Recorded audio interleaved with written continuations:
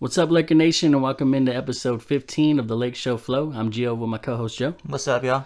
So tonight we're going to go ahead and give you guys a little breakdown of where the Lakers are. But before we do that, we just want to say if you're new to the channel, make sure you leave us a comment on this video, like it if you enjoyed it, and subscribe if you want to see more. So right now the Lakers do sit at a record of 22-11, so 11 games above 500. They are still the top of the West, top three. So I mean, it's not the most terrible position to be in as far as record goes, but obviously right now we're on a 4-game losing streak. So there's a lot to be kind of concerned about at this point. Yeah, so I mean, basically what we see with the team, I think the main thing that we could talk about is the lack of rebounding and defense in the paint, so I feel like obviously the only position that we're lacking on is the center position. Currently right now we have Marc Gasol starting, who's playing at least 20 minutes a game and is only averaging 4 points, which the points, it's like it's not really like something we need him to do, but the rebounding, you would think like, okay, if he's not scoring, at least get some rebounds. He's only averaging about 4 rebounds a game. Yeah. So for a starting center, he's also 7 feet tall. You need him to rebound more. So I think that's the glaring issue with the Lakers now. It's just we need a better paint defender and just a center overall. Yeah, because as much as, we've talked about it in other episodes, is like Marc is improving. Like it seems like his efforts kind of like getting a little better, but his physical limitations like are just way too obvious. He's 7 feet tall, right? But he doesn't jump as much as he used to in his prime. He doesn't, I just feel like he's just a body at this point. He's been knocking down more threes, so that's nice to see. But I mean, I'd take a guy like Dwight, like we had last year, over what we see with Marc this year. Yeah, because you said he's knocking down threes, but he's only averaging 4 points a game, almost 5. So it's not like he's hitting a bunch of points where it's like making a difference anyway. I feel like our backup center is solidified at this point. I like Harold. He's pretty much averaging 13 points off the bench with almost 7 rebounds. So he's almost giving you a double-double off the bench every night. So that spot's solidified. And I feel like I said, it's just a starting center we got to fix up. But Harold playing good. He's undersized. So for people that say, like, why don't you just start Harold? You can't because he's undersized. Yeah. But for a backup center, he's been doing really good this year. So I like the energy from him. The only thing he could possibly work on maybe is trying to play better defense in the post, because I feel like he's a good energy guy, but maybe just a one-on-one post defender sometimes he does lack. But it's got to do with height, Yeah, I think the only thing I have a complaint about is that Vogel doesn't start him when we know a team's playing small ball. Yeah, like we know that Marc's not going to keep up with that, because most of the time when a team throws a smaller guy in there, they're usually fast. Yeah, so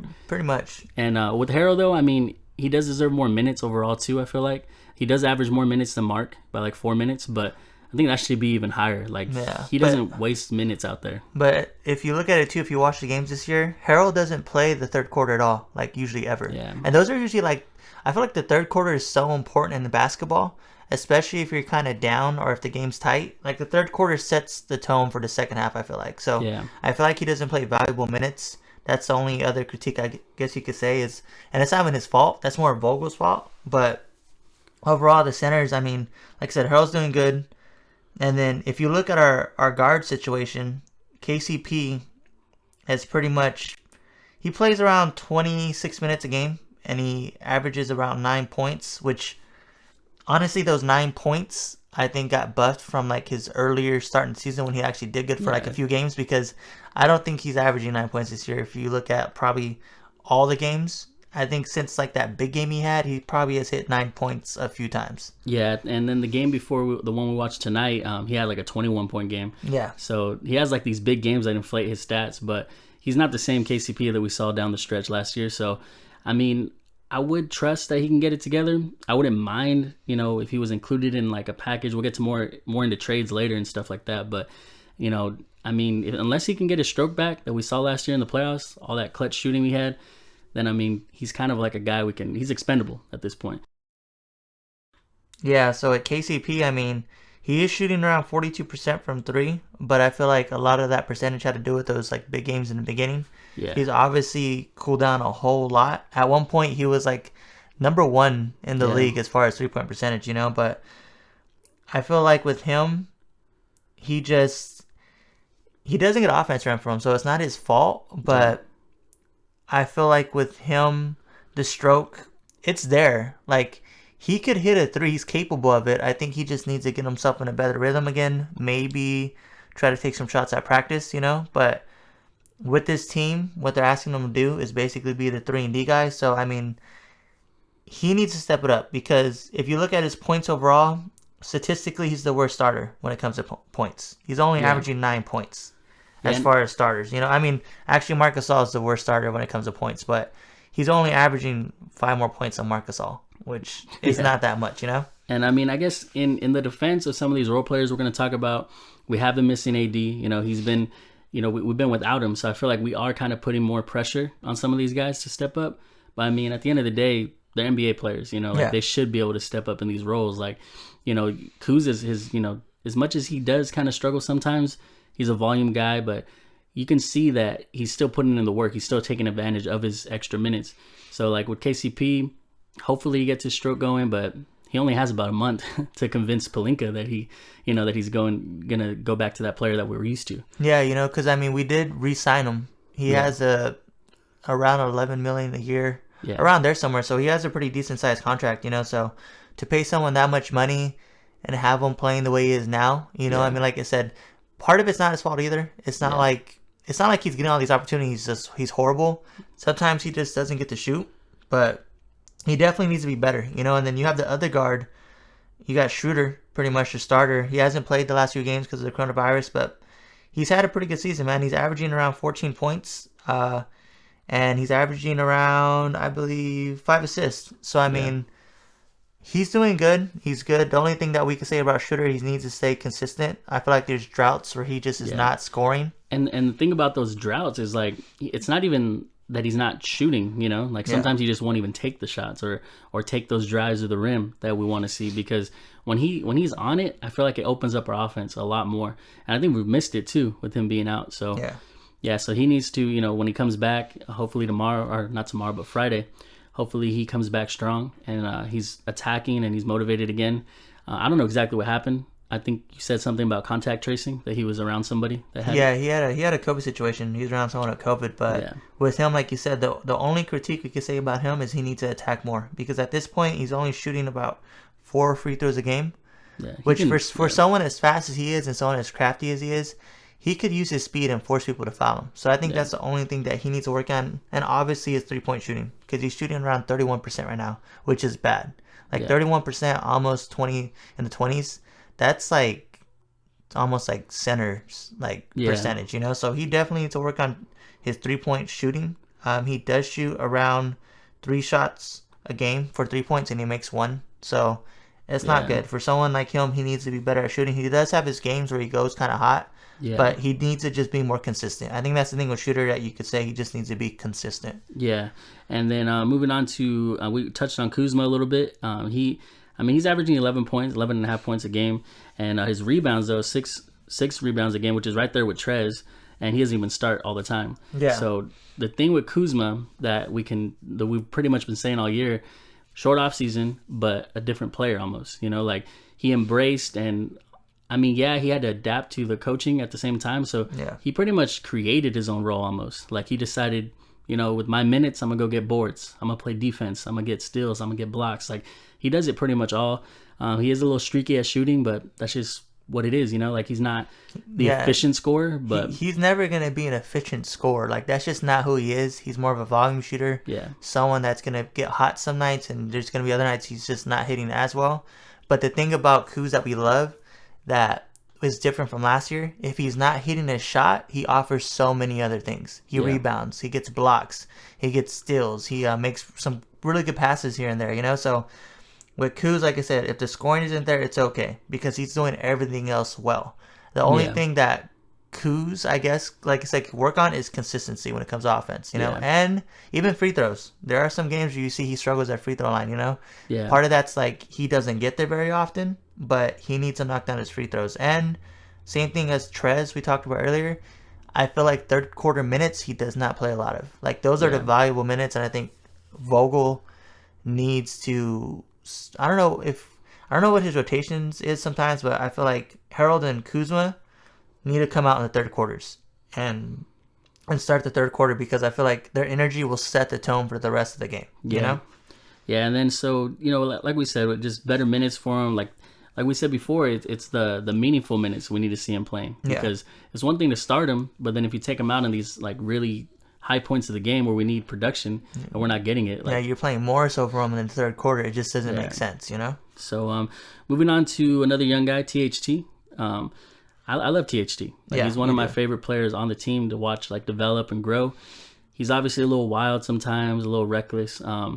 But I mean, at this point, I feel like every game he plays, you see something a little different. Like he'll do something that makes it a little encouraging. He'll make a three, which he, every now and then, which at least we know he could stretch the floor a little bit. We saw a lot of that in the preseason. And he's just a hustle guy. I think the more minutes you give him, the better that he's going to get. Yeah. And he's still having those growing pains, but he's a good finisher. That's his main thing, finishing and passing. Yeah. Well, I feel like the main thing he can work on, I mean, like I said, he's an amazing finisher. He is averaging around 7 points a game this year. But definitely the assists. Right now, he's only averaging 1.9 assists. So around 2 assists a game, which I feel like we've talked about this before.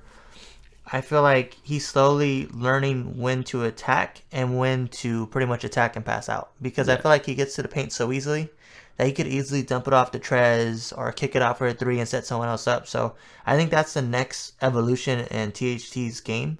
Yeah. It's just learning when to shoot and when to pass.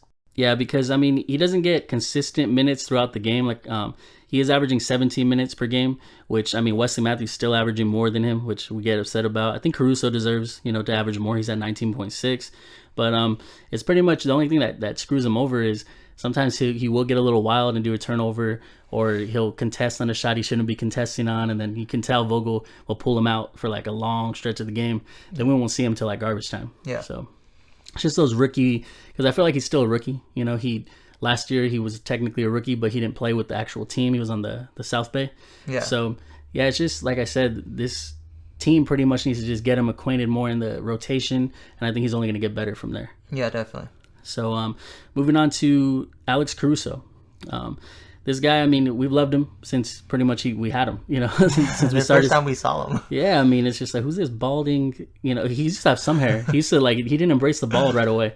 We drafted him when he was like 24, I think, and he had like the head of a 42-year-old man. Yeah, like he's always looked older than what he was, and he kind of plays older than he is, honestly. Thank God for the headband, too. The other night, his headband fell off mid-game, and we're like, oh my God, he needs the headband. Yeah, at this point, it covers up a lot of... He just has so much more swag with a headband. Yeah, it's ridiculous. Yeah. Like if he didn't have that, I mean, he might as well grow some hair back because it looks kind of bad. But with Caruso, though, you know what you're getting. I mean, he's a hustle guy. He's kind of an enigma, on Twitter. Like everyone loves Caruso. Yeah. But I mean, he deserves the praise that he gets. I feel like because he hustles. He'll hustle on the boards. He'll tip some out. He's not big enough to go up there and grab him all the time, but he'll tip him out, stealing or getting good steals. And yeah, I mean. He hasn't really had as many like finishes like he did a few years ago, like all those crazy dunks. But I mean, he's had his moments this year. Well, yeah, he did hurt his knee, so that's probably part of it why he's not getting up there. But like you said, people on Twitter love him. People on Instagram love him. You know, everyone that pretty much watches Caruso loves Caruso. But I feel like it's because people just respect a guy that tries. Yeah. Like that's all you care about as a fan when you see people on your team. I don't care if you're the greatest thing ever. If you try, that goes a long way with fan bases, because it just shows you care. And that's the thing with Caruso. He cares. Like, he tries, and he's out there, and he plays defense. A lot of stuff, like, because defense doesn't show up in the box score, Making someone miss, it's not like you get a stat that says made that person miss. There's no stat for it, So a lot of his stuff doesn't show up, but he does hustle. He is part of that second unit that brings that energy. The only thing, I guess, that he could work on is maybe trying to score a little bit more. Because he is capable. I feel like there's times where, like, maybe he's out there and he's just thinking about getting other people involved and playing defense, But at one point, he was in top 3 when it comes to three-point percentage, So he is capable of knocking down the three. Yeah, the stroke's been a little iffy lately. But it's all about those, like, we're putting more pressure on certain guys right now. And I feel like maybe that's what it is. Like, he's not used to getting this many opportunities that he's got more of this time. in this point in the schedule. I mean, and we did hit a difficult part of the schedule as Anthony Davis went down. So it's a lot. But, I mean, he's still a guy that I'd like to keep on the squad, and along with THT and Kuzma. But we will get more into trades and stuff later. The only reason I'd be willing to give up some of these younger guys is for a really, like, I don't want to give up some of these younger guys for other younger guys. You know? Like, we can package a few and get someone that's established and can actually help the team. Then maybe. But like I said, we'll get more into that later. But Caruso, he's a guy, you know, like I said, he's loved for a reason, or like you were saying, like, he hustles, he does his thing, and he's big off the bench. So moving on, like Wesley Matthews, unless you have anything about Caruso. No. Yeah, so Wesley Matthews, he comes out, he's actually averaging more minutes than Caruso and THT. So it goes back to Vogel being more of a veterans coach. I feel like in the beginning, though, when Wesley was struggling, he did pull him, and then we started seeing more THT and stuff like that. But I don't know, it's like a love-hate thing with me and Wes. I feel like he does make some plays every now and then. Like he'll get some blocks, he'll get some steals, but the shooting's not consistent enough for me to be like, yeah, keep him out there all the time. So I don't know. How do you feel about Wesley? Well, I mean, when it comes to Wesley, I feel like you said, I mean, with these games that came up and with AD being out, they obviously moved him to the starting lineup. But I feel like when it comes to him, he doesn't offer enough overall to be out there. I feel like THT, even though he is a little bit more wild and maybe does a little things that are like kind of dumb, I feel like THT just offers so much more. Like occasionally he might hit a three here and there, you know, but it's not enough. Because even like defensively, the last few games, when we've played really, really good guards, like a few nights ago when we played Westbrook and Bill, he pretty much got eaten alive out there. So it's not even like defensively it makes sense to have him out there, you know, because at this point, I would rather start THT because I feel like THT could eventually turn into a really good defender because he's so lanky. Yeah. You know, but Wesley, like I said, he's one of those guys that he is a veteran. He has got it done for other teams. He has his moments, but he's not someone I'm like too worried about. Like we could trade him, we could sit him, we could play him. It's just like in the long term, he's not going to be with this team. So at this point, Vogel's going to do what he wants to do. He's going to give him his minutes, but they're definitely minutes that should go somewhere else. Yeah, I mean the good thing that we saw was he actually got benched this game against the Jazz that we had. They did start THT. The only thing that sucks is THT didn't have like a crazy performance. He had an all-around game. I think he had like 7 points, 5 rebounds, 5 assists, which is like good around. Yeah. But I don't know. I mean, hopefully we do, because I'd rather see the development of THT and some of these growing pains over Wesley, who I already feel like we know what he is right now. You know. So, yeah. Wesley. Another thing about Wesley too, with the player efficiency rating, which is like a big deal in the NBA. You hear everyone talk about it. He's pretty much second to last on our team when it comes to that. Like out of the active guys that play consistently. Yeah, so him and Markieff, right? Yeah, him and Markieff. And those are the guys we complain about the most that are getting more minutes than like Kuz sometimes and yeah, THT. You know, because you got to look at Kuz. He's at 13. You know, and you look at THT, he's at 11. You have Wesley Matthews way at the bottom at 7.5. Yeah, and keep in mind, we're not analytic guys. We just see what we see, and the numbers prove it right. You know, like the eye test is real. Like, we don't complain for no reason. We just know that, like, these guys aren't effective when they're out there. Like, they'll have moments, but they're just not as effective overall. But then moving on to the 2 stars. Yeah, the 2 stars here. We have AD. We'll start with AD. You know, he's out right now. Yeah. But in the beginning of the year, we did notice, you know, he was starting out a little slow. He wasn't being as effective against like the bigger names in the league. But now we kind of know why. If it was this tendinosis thing that he's been dealing with his Achilles. Yeah. So I don't know if it was fully that or, you know, the short off season.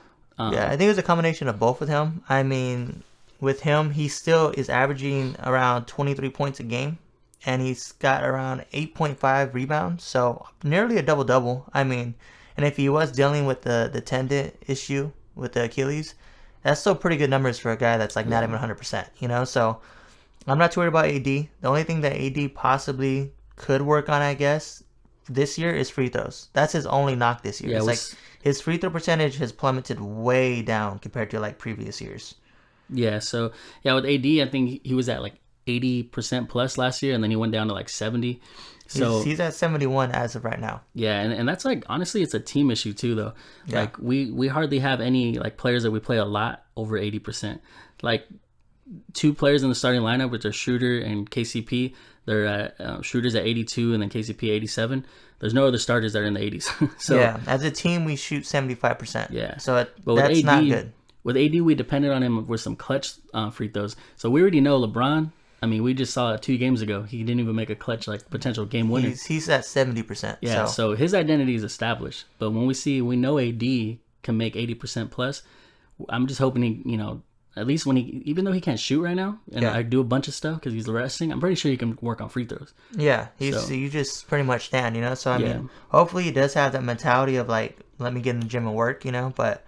When AD's at his best, though, we know what he can do, He was a crazy part of that playoff run, championship run. So I believe that his greatness will overcome it, but we have to rest him the right way. Yeah, I don't want to rush him back. I'm not really concerned about rushing him back. We are on a losing streak, but I feel like they've talked about this too on ESPN too. The Lakers are not worried about seeding. They've already established, I think, that there's not going to be any fans. So the fan aspect doesn't even matter. So, and they're a better road team than home team this year anyway. So I don't think they even care about where they play. I think it's more about going into the playoffs 100% and not having anyone injured. So rest them as much as you can. LeBron could probably rest a little bit more, which, I mean, the guy we'll talk about next. Obviously, LeBron, the best player on the team right now, He's averaging the most points on the team with 25, but he also averages the most minutes right now at 35, So, I mean, it's pretty high. The most minutes at 35, and he's 36. Like, it's concerning because we brought it up a lot already. Like, Kobe, when he had his crazy, stretch in that 2012 season where we're trying to play with Dwight and Nash, and he was willing us to the playoffs. And he's fighting to get us the 8th seed, and he's playing all these minutes, and then he tears his Achilles. Yeah. And we can't keep, this... We got to be concerned because if we keep thinking like LeBron's just a specimen, like Father Time's undefeated. Yeah, it counts for everyone. And when you're challenging it like that, and you're challenging Father Time and saying I'm gonna keep playing, like LeBron makes it sound like he doesn't need rest, and maybe it's just he's just stubborn. I feel like. Yeah, so I mean, you can't keep playing with fire like that. I think at least coming out of the All-Star break, if they don't want to do it now, we only got 4 games until the break. At least coming out of that, if AD comes back, really that's your opportunity to limit LeBron's minutes. Yeah. I feel like you could definitely cut into his minutes and maybe give Harold, Kuzma, THC, maybe even Caruso, give these guys a couple extra minutes off in the game. Yeah. But I feel like he's definitely, it's one of those things we talked about. Like, we want to go into the postseason 100%. Yeah. If you run him all year and he's gassed out by the playoffs, it's not going to be good because we've already seen what happens when we only have one star working. We struggle. So we need him to be good. I mean, he does pretty much everything good. The only thing he could probably work on, if we want to, we're trying to critique everyone here, he could work on turnovers. He averages around 4 turnovers a game. Yeah. So that's the only knock on him. I think LeBron, though, I think it's just because sometimes he tries to do too much. Yeah, and it's just a high volume usage rate. Like, he has the ball so much, and we run we do need to talk about, like, the offense. We need to run some more plays for everybody else because we get upset when we just see, like, we give it to LeBron, and it's either a pick and he's gonna shoot off the screen like you said, or he's gonna throw a wild pass, or like it's just so much pressure, especially right now with AD out. We're pretty much, he's our primary, and with Schroeder out, he's our primary ball handler, so it's gonna happen with the turnovers, but he can work on cleaning that up because I just feel like sometimes he does try to force it. Like, he can probably take a drive or something, but instead he'll like just try to throw a fancy pass. Yeah, I think part of it too is, I mean, obviously he's not getting as many calls as he should. But I feel like you still can't get discouraged and just start chucking up threes because even 3-point percentage, they talked about it on, I believe it was First Take, that the last like 5 games he's like at 15%. And then for the overall, season, he's pretty much came down to his like career percentage at 3 points, and he's pretty much right now at 35%. So yeah, and at one point he was like almost at 50. Yeah, and everyone's like, "Oh my god!" Like, yeah, I was excited because I was like, he really evolved at 3-point. But yeah, so and 35 isn't bad either. Don't get me wrong, 35 is still good, but it's not good enough to shoot him at the clip that he shoots him at sometimes. Like, you've got to do what you're good at. That turnaround fadeaway off the 1 foot in the post, you shoot a higher percentage with that than you do at 3 points. So I think you need to get more into the post. and work on that. Because not only that, people say that what made Kobe's career get lengthened, or even some of these older guys, they develop post games, because obviously they lost their speed or they lost their strength and they couldn't outmuscle and outspeed everyone. So they worked in the post, got tremendous footwork and stuff. So I believe that's the next evolution in this game. He needs to just go into that and not worry about threes, because he's not going to be a great 3-point shooter. That's just not his game. Yeah, and I mean, we see how easy it is too sometimes. Like, he makes that fadeaway at a pretty good clip still, about 40%. Like, it was pretty high before, but now I feel like he's been missing it sometimes, but he still shoots that at a good enough percentage. Yeah. Well, I'd rather see that shot or a spin off, like, get a little crafty. And I mean, maybe we'll see that more in the playoffs. Maybe he's just taking these threes out of tiredness, because I was going to say earlier, you said, we can't get him tired, but he looks tired already. Like, he looks tired. There's a few games they zoom in on him. He looks tired, So, I mean, the overall, like, picture, the big picture with the Lakers, the things that we can work on is we just need to work on pretty much a better offense. Obviously, stop with the ISO play with LeBron. It's obviously not working, because we've lost to some like bad teams this year too. Yeah. So it's not like we're just losing to good teams. We've lost to some bad teams. We went to overtime against some horrible teams. So yeah, and we play with our food a lot, against teams. Like, we'll get a lead on them. Somehow they turn that around. We go to overtime, double overtime, and then we end up losing. A few nights ago against the Wizards, we were up by like basically 20, and then they came back. So I mean, I feel like I said a lot of it's just the offense needs to change. Vogel needs to, try to just change the offensive playbook, because he is a defensive coach, people have said, but still offensively, I feel like the time of we got Jason Kidd down there. Like, he's got to. I would let Jason Kidd pretty much start something. Let him, because honestly, a lot of people have talked about Jason Kidd becoming the next coach anyway. Yeah. Like, we've heard that in the past, so might as well just let him see what he could do. If I was Pelinka, I'd be like, look, let Jason set something up. Almost like an offensive coordinator type of thing. Pretty much, And I mean, I would do that, because the offense is kind of stagnant and it just needs more movement. People need to get more involved, because obviously, like we talked about before, a lot of these guys, they're just not in rhythm. But I feel like a lot of them, they didn't have a chance to get into rhythm. So when something like this happened with the injuries, it's hard for people to step up, because they don't have no rhythm. You can't just expect it to happen. Yeah, so it's not even just getting rhythm, or not just changing the offense for right now that AD's out. It's like we need to have, less pressure on LeBron and AD to begin with. So even when they're healthy, we need to have, other people that are comfortable scoring or taking those opportunities. So we even say Schroeder gets a little hesitant sometimes.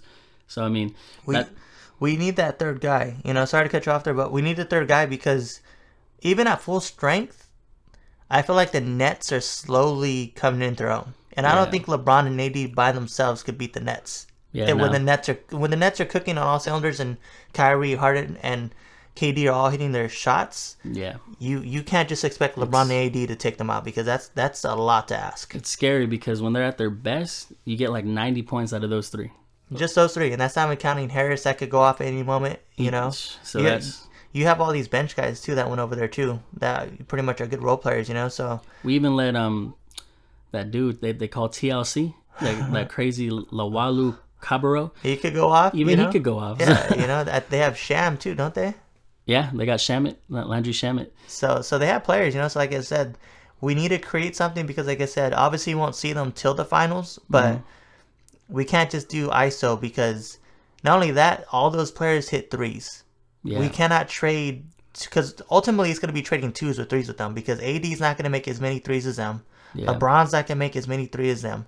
So we're pretty much going to be trading twos for threes in that series. So we need a third scorer to just get a little bit more offense in there. And in order to have that that kind of offense that we could rely on consistently, is we need to have a system. Like we need to have a system in place. So it all comes down to that. We need to slow the game down, in the half court. Yeah. And just make our shots, because if not, it's just fast break, and all those guys can score on fast breaks, and they can all pass it to each other like good enough to get some good easy open looks. So that's a big concern. If you want to talk about a little bit about trades and stuff like that. Well, the main thing we need to do right now, everyone has said it. I think anyone that watches basketball knows this. The Lakers need a center. That's the only thing that needs to change, because everything else is good. People they've talked about is like Hassan.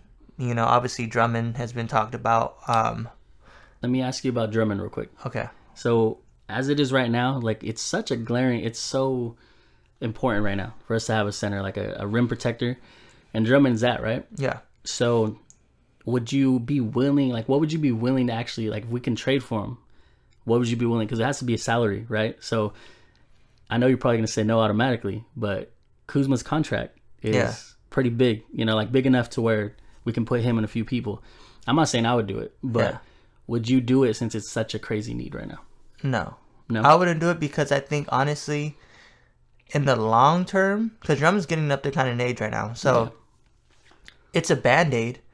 But if I'm going to trade for anyone in a trade, I want to go for like Mo Bamba. He's young. He doesn't. And you don't got to give up Kuz. You don't have to give up Kuz. He doesn't cost anything. Yeah. You know, so with Drummond, if you give up Kuz, Drummond might be good for another year or two. Yeah. But then that's it. And then we're back at where we started. We need a center again. You know, and it's like, what do we do then? You know, so I feel like that's pretty much how I feel about it too. Like, I feel like the only way I want to get Drummond is if he gets bought out and he's on the buyout market. But I wouldn't trade for him because even the other team that we talked about before, not Oklahoma City, but Brooklyn, they can't trade for him either unless they give up some crazy salary, which they're not going to do either. They just can't make it work. So it's not like we got to worry about them trading for him. Yeah, and I think if it comes to the buyout market, I think we have a chance to get him. I mean, I'm pretty sure KD and them will talk to him, and they'll, you know, I'm pretty sure they'll have their case. But LeBron and AD don't sound too bad either. You know what I'm saying? And it's the Lakers. You know, not that Brooklyn isn't great. Brooklyn's a great city to play in, but you be playing for the Lakers. You know? And he's been playing for nothing but smaller markets. You know, and not to say Brooklyn's not a big market, obviously, but you get to play for the market. You know what I mean? Yeah. Like you know, you leave from Detroit and then Cleveland, and now you get to go to LA. Like, that's a big upgrade in your legacy, pretty much. So so that's the only way I would try to get Drummond, because like I said, if any team's gonna trade for him, it's not none of the big teams. No one can fit his salary right now, so I'm not worried about that. Yeah, there's a lot of names that, like you mentioned, Whiteside. Like, I wouldn't mind Whiteside if we can get him off a buyout. We even saw Robin Lopez in action, and I mean, I wouldn't mind. He's like the last on my list probably, but I mean, he still can play. He can still move. I feel like defensively he could still do what he needs to do and get rebounds, and that's what we need. And surprisingly, what we found out too, he's not even that old. He's only 32.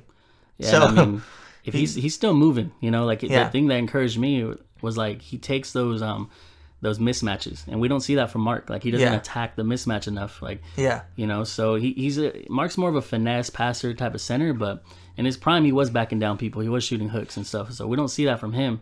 So at least Robin Lopez could give us that. But like you said, Mo Bamba, like he's probably the main one. Like you said, we don't have to give up as much, and he's cheap. So, and then as far as the only player that I'm willing to include Kuz, THT, like in a conversation for is Bradley Beal, because just because his name's out there, it's a game changer. You know, like I mean, I already talked about this too. I don't really want another guard. I don't think we need another guard, but I mean, I'm not going to be mad at getting Bradley Beal, you know, but like we talked about this too, he would be the third option on this team. I don't know how, if we were to get him, how he would change his game, you know, because he's not going to be asked to score as much. And a lot of people have said the third option on LeBron teams usually is like a shell of themselves. Yeah. Chris Bosh was not Chris Bosh when he went to Miami. He did what he was supposed to. He turned into a stretch four, basically. Yeah. You know, Kevin Love was the third man out, and he was pretty much a shell of himself. He wasn't that rebounding machine no more. Like, he was just some guy that pretty much stretched the floor for him. So that's true. I don't know what he would turn into as the third option on a LeBron team. That's why I want someone. I just want another center. Like I said, someone that someone that can stop this bleeding. Yeah, you know, because let's say we get a Robin Lopez. It's not like all of a sudden he's going to change his role because he's playing with LeBron. Like, yeah, you're just trying to plug someone in that's just going to be, like, can just fit right in. Yeah, you know, because it would be a chemistry thing with Bill for sure. Yeah, that's what I'm saying, because the scoring is there. We have scoring. Like, LeBron's going to score, AD's going to score, Kuzma will have his nights. If you get KCP going, he's going to have his nights. Harold could score. THT could have his moments. You know, I mean, we have scoring. We just need the defense and the inside. That's it. Yeah, I feel like we need one more, like, shooting option, too, though. Like, we have 2 roster spots, right? We could just get 2 big men, but I feel like we should try to see who's out there in terms of, like, another shooter. We could get a shooter, Because, like, if KCP is really off, you know, we can't just throw in THT and he's going to start shooting, you know? Yeah. So if we can get one more shooter and a big man that can protect and get more athleticism down there, that'd be good. But we went on for a while now. Is there anything else you want to bring up in this, man, I mean, Laker team? That's pretty much it. Yeah, so, I mean, long term, we still feel like, you know, still feel good. You know, we're still up there. Top 3 in the West. When we're healthy, we're still the dominant team. Yeah, exactly. So we'll see what happens going forward. This was a little different from what we usually do. We had missed the last game, and then this game was another L. So we're like, you know what? 4-game losing streak. Let's just talk about like where we stand and what we expect after the break. So we have 4 games till the actual All-Star break, and we'll have more to break down. But let us know what you think about this style of episode. We'll probably hit another one of these like towards the end of the year, or maybe we'll make it more often, depending on how it goes.